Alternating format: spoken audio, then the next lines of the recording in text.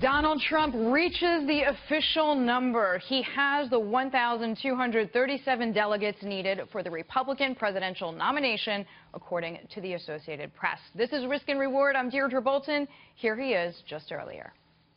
Newsflash that Donald Trump had won the nomination. So North Dakota brought us over the line, folks, and I will always remember that.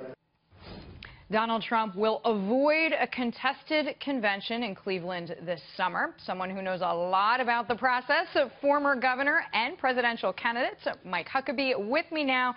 Governor, great to see you back. Thank you, Deirdre. Great to be with you. So Donald Trump, the nominee officially, we knew Yes. he was, but he has that magic number. Now on to VP picks. I know we spoke a little bit about this before. Paul Manafort, the person running his campaign, says if he picks a woman or a minority, it will be pandering. Who should he pick? He should pick the person he's most comfortable with. He needs to look for someone who can be a partner in government. This is not just about winning the election. I don't think people picked for vice president win or typically lose an election. They could be a detriment, might be a slight help, but the truth is he needs to find someone who can help him lead the country and, to borrow a term, make America great again. That ought to be the criteria. Not gender, not race, not ethnicity, competence. That ought to be the criteria. So, Governor, you have endorsed him, but I want to ask you, Paul Manafort also said, well, the VP, he implied the VP may have a little bit more to do in a Trump administration than in another one. He said, well, this person's going to have to do everything Donald Trump doesn't want to do. So I don't know what is on that list, but who looks good? That, frankly, is a smart move because a person who is vice president should be employed to do more than just go to funerals of foreign dignitaries. Right? And Bill Clinton used Al Gore in a way that was somewhat unprecedented. Dick Cheney was almost, as some people called him, the shadow president. He had a lot to do with foreign policy and running and executing the war. So you have seen vice presidents used very effectively, and I think that's a smart move on the part of Donald Trump if that's what he does. So do names come to mind where you think you don't know if they're on the short list, but that makes sense to you? There are a lot of names. I mean, I hear people talk about Newt Gingrich and a host of different folks, Jeff Sessions and others who have been early endorsers of Trump. But ultimately, it's got to be a person he's comfortable with and who helps and doesn't in any way hurt. More importantly is that when he makes that decision, that it's something that he can just rear back and say, this is terrific. Whether people all jump in on it or not. But one thing I will tell you, a lot of people are speculating that they know something. One maxim I've learned in politics is people who know don't talk. People who talk don't know. I think that seems like a pretty fair assessment. So I want to ask you, since we're talking about domestic politics here, President Obama is doing the same thing from abroad. So here he is from the G7 summit. They are not sure how seriously to take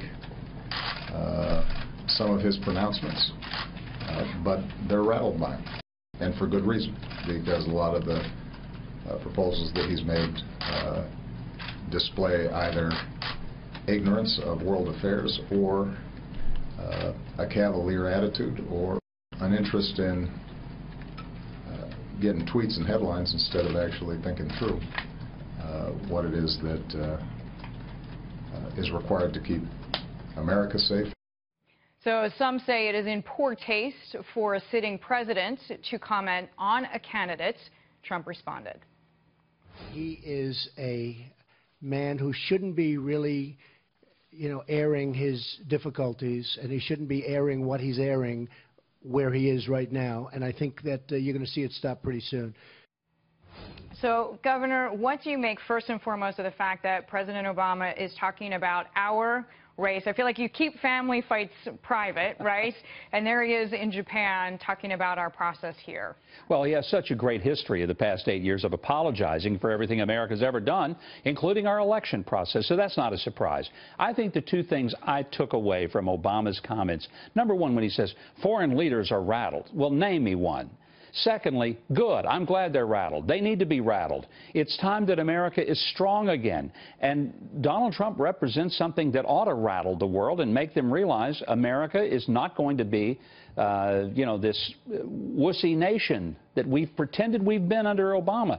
And real quickly, Deirdre, the second thing, is that when he talks about that Donald Trump is ignorant, I'm thinking, well, gee, let's look at your smart diplomacy and your smart policies. How's that worked out for us? It's been a disaster. And people often say that about Hillary Clinton as well. Having foreign policy experience is a good thing if it's good, solid foreign policy, but if it's bad, go with an unknown. You're not going to lose out. Absolutely, because look, if you're wired wrong, as Obama and Hillary both are in terms of their worldview, you can have a lot of education, but there's a difference between a person who is educated and a person who's smart.